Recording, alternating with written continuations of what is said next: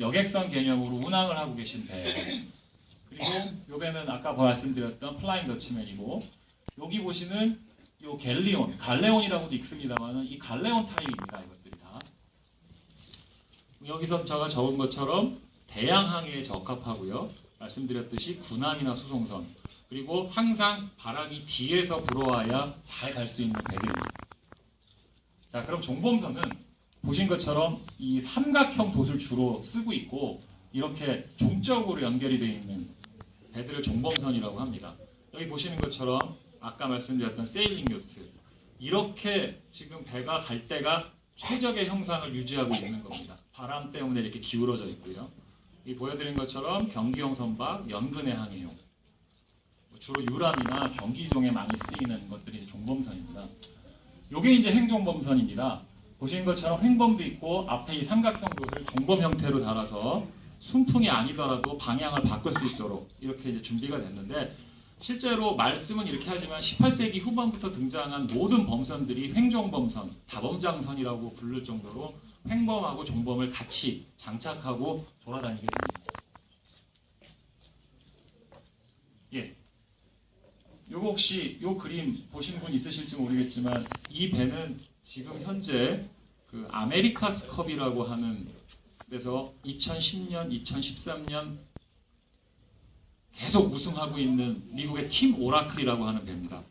이게 순전히 바람으로만 움직이는 배인데, 이게 시속 55노트까지 납니다. 시속이 아니라 55노트, 시속 110km까지 난다고 합니다. 어마어마하게 빠른 배죠.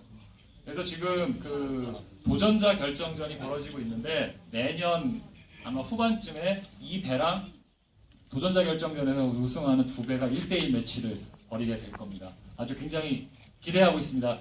이것들은 굉장히 첨단 기술, 심지어는 군사 기술까지 여기에 들어간다고 할 정도로 각 나라의 정말 자존심 싸움이 정말 치열한 그 아메리카스컵입니다. 저희 국내 조선공학자들의 꿈이기도 하죠. 예, 또 영화에서 그 블랙펄이 육지에 있다가 바다로 이제 진수가 되는데, 그 진수도 사실 그 과학이 엄청나게 원리가 숨어 있다고 하는데, 그 진수에 대해서 좀 설명 좀 해주시죠.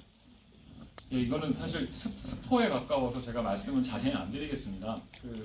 중요한 건 아닌데요. 이게 진수라는 거, 론칭이라는 걸 얘기를 하려면 건조라는 얘기를 빼놓을 수가 없습니다. 저희가 조선산업 현재도 1위 하고 있고, 조금 어렵긴 하지만 알고 계실 거라고 믿습니다. 배를 건조하는 방식은 여기 적은 것처럼 세 가지가 있습니다. 드라이도크라는 거는 제가 설명 따로 안 드려도 알고 계실 것 같고요. 드라이도크 건조, 육상 건조, 수상 건조가 있는데, 영화랑 연결지어서 얘기하자면 종방향 진수하는 장면이 곧 나옵니다. 근데 이 종방향 진수라는 거는 저희 현대 선박에서는 거의 사용하지 않습니다. 그래서 제가 어렵사리 구한 사진이 이 횡방향 진수입니다. 배를 이렇게 건조를 해서 이렇게 옆으로 싹 밀면 이런 식으로 떨어져서 배가 진수가 됩니다. 저희 나라에서는 전혀 못하고요. 운하라던가 그런 좀 그 수로가 발달된 나라에서, 그다음에 소형 선박일 경우에 이런 진수들을 많이 하고요. 종방향 진수일 경우에는 항상 선미부터 들어갑니다. 항상 선미부터. 왜 그러냐면 지금 다 프로펠러로 추진을 하기 때문에, 프로펠러가 어디 닿는 순간 그 배는 다시 건조를 해야 되기 때문에 항상 선미부터 들어가는 진수를 택하게 됩니다. 예. 예.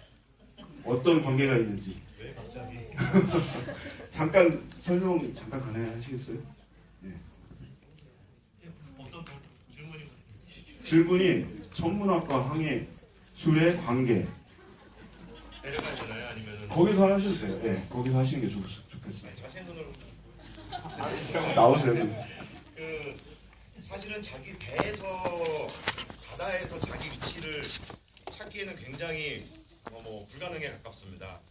그래서 일단 어디를 가려면은 아시는 것처럼 마젤란이 신세계를 발견하려고 인도를 가려고 한다가 아메리카 대륙을 발견했다 그렇게 있지만, 자기 위치를 정확히 알아야 되는데 그 지금은 뭐 GPS를 쓰고 그렇게 해서 자기 위치를 알 수는 있긴 합니다만은 그 당시에는 그 별의 위치를 가지고 방향을 측정하고 별의 위치와 뭐 그때 보이는 별의 어떤 종류와 그런 걸 가지고 자기 위치를 측정했다 그래요. 근데 그때 제일 중요한 거는 뭐냐면은 그 뭐 어떤 경도라는 책에서 여러분 아실 수 있겠지만 자기 위치를 알려면은 지금 이 순간이 몇인지 몇 월 며칠 몇인지를 알아야지 하늘의 움직임을 계속 역계산을 할 수가 있는데 그 시계가 또 이제 옛날에는 이렇게 뭐 이렇게 추로 왔다 갔다 하는 그런 시계인데 그 시계가 배에서는 이렇게 흔들리니까 제대로 이렇게 작동을 하지 못하겠죠. 그래서 뭐 태엽을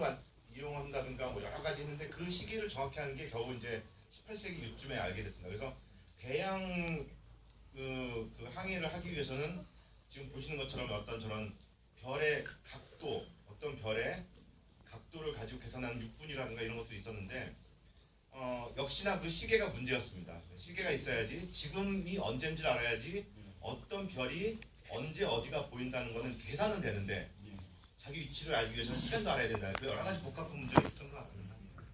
큰 박수.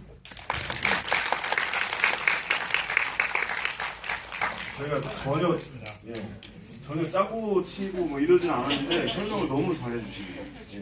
그래서 별도로 설명은 안 드리겠고요. 거의 이제 마지막으로 이 잭 스패로우 주인공이 실존 인물을 바탕으로 이렇게 했다고 해요. 그래서 그 영화에 대한 모티브를 잠깐 설명 좀 해주시겠습니까? 이건 제 전공 분야랑은 전혀 상관없어요. 제가 준비를 하라고 해서 했는데 이게 짜고 치는 거라고 생각하시면 될 것 같습니다. 사실상 이 에드워드 티치라는 분이 굉장히 유명했더라고요. 이분이 그 사략선 선장이었습니다. 사략선이라는 말 들어보셨는지 모르겠지만 국가에서 비공식적으로 인정한 해적선입니다. 그러니까 이제 음지에서 양지를 지향하는 집단이라고 보시면 될 것 같습니다. 근데 이제 워낙 세력이 커지니까 영국도 골치가 아파져서 토벌을 시작을 합니다. 그때 이분이 타고 다니던 배가 엔여왕의 복수입니다. 실제로 다 있었던 일이라고 보시면 될 것 같고요. 요 이제 그림이 이 로버트 메이나드라는 대령이 이 에드워드 티치를 결국 토벌을 합니다. 그래서 그거를 그린 그림이고요. 이분이 얼마나 유명했냐라고 그러면 좀 전에 우리 원피스 좋아하시는 친구들이 있었는데 이 원피스의 이 마샬 티치가 바로 이 에드워드 티치의 그 모티브로 만든 겁니다. 그래서 그 정도로 이 되게 유명한 해적이었고 이 캐리비안의 해적이 디즈니랜드의 테마파크인 캐리비안의 해적을 모티브로 했다라는 것도 기사에 여러 번 나왔고요.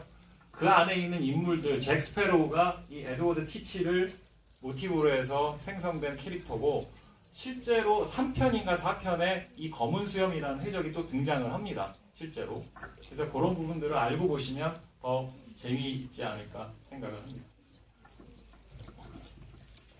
예, 추가적으로 관람 포인트 말씀드리겠습니다.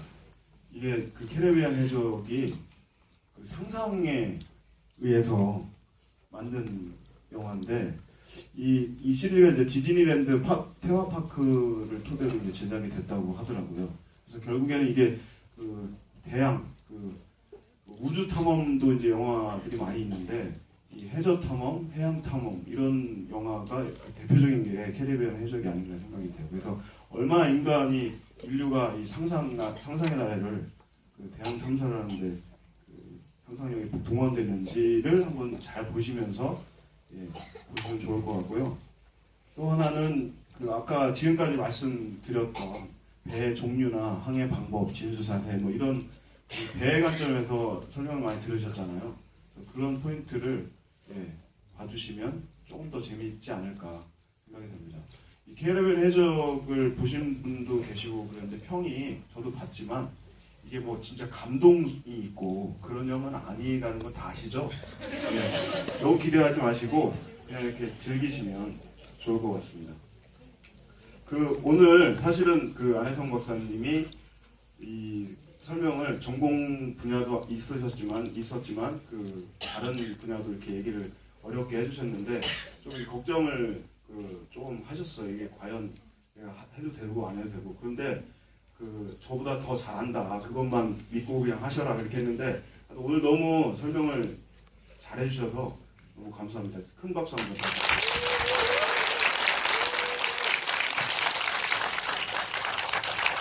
제가 영화를 다 보고 그 집에 가셔서 이제 꿈나라로 바로 가시면 되겠습니다. 이후에 뭐 어떤 행사가 있는 건 아니고요. 제가 예고를 하면 다음 달 7월 19일에는 트랜스포머를 봅니다. 그 에너지랑 트랜스포머랑 무슨 관계가 있나? 그 있습니다. 그 트랜스포머들이 그 에너지 원을 그 에너지 존이라고 뭐 하더라고요. 그 영화에 그런 이름이 나오는데 그 에너지 연구원하고 한번 그 제가 짜고 치는 과학에서를 잘 준비하도록 이렇게 하겠습니다.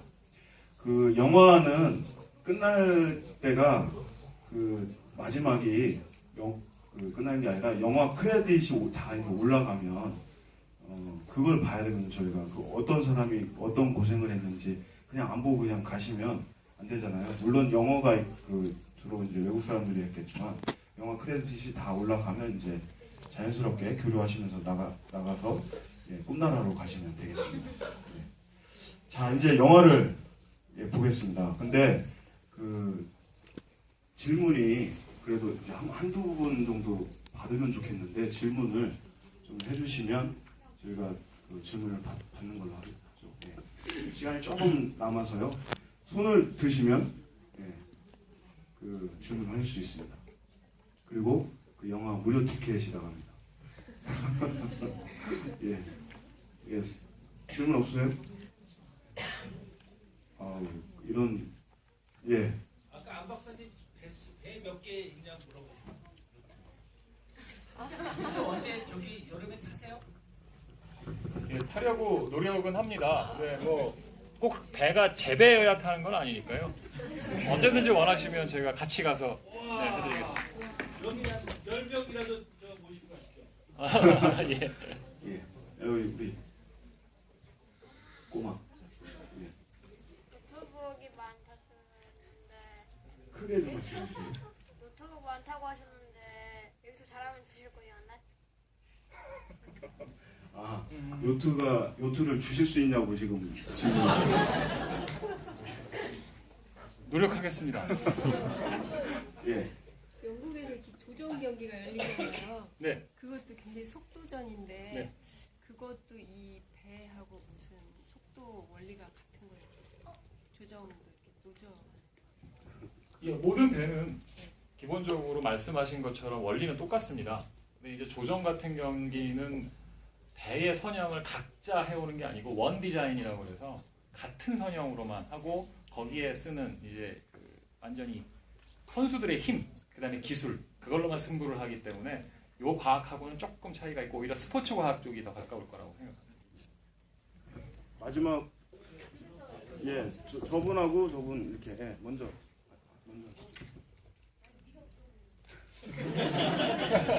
아이를 혼내지는 마시고요.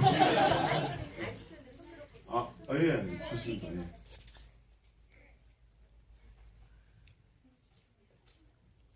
준비가 필요한 것 같아서 여기 예. 우리나라 바다가 뻘이 많아요. 그러니까 바다 깊지가 않아가지고 진수 기술이 왜 우리나라는 없다고 했는데 만약 우리나라 바다 깊으면 진수 기술이 발달할 수 있는 건가요? 진수 기술에 대해서. 제가 설명을 잘 못한 것 같습니다. 진수 기술이 없는 게 아니고요. 기본적으로 저희 배들은 굉장히 큰 배를 많이 짓기 때문에 도크라던가 플로팅 도크라던가 여러분들 그 뉴스나 이런 거에서 세월호 건져 올리는 반잠수식 선박 보셨죠? 그게 플로팅 도크의 개선형입니다.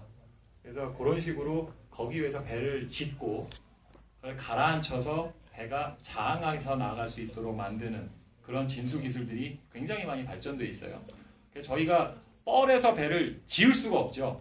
뻘에서 배를 지으면 그 무거운 배가 다 점점점 뻘속으로 가라앉기 때문에 나중에 큰 문제가 생겨서 그렇게 진수는 안 합니다.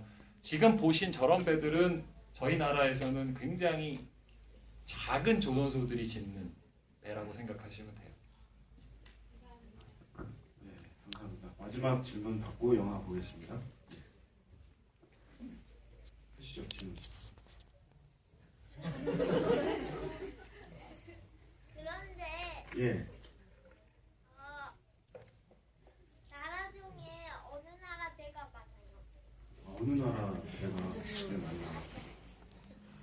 네, 제가 지금까지 살아오면서 제일 어려운 질문입니다. 이 시대에는 제일 많은 배는 영국 배일 겁니다. 네.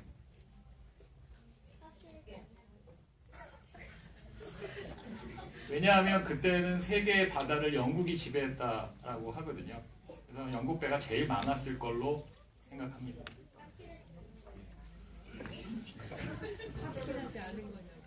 예, 그 확실하지 않습니다. 질문이 예, 확실하지 않고 질문이 많으실 텐데요. 그 이게 러닝 타임 저희가 이제 제한된 시간이 있어서 많이 질문을 받지 못하고 끝나고 예, 여쭤보시면 예, 교류하시면 얼마든지 할 수 있으니까요. 그렇게 하겠습니다. 자, 이제 영화를 틀겠습니다. 저희도 앞으로 가겠습니다. 이상 마치겠습니다.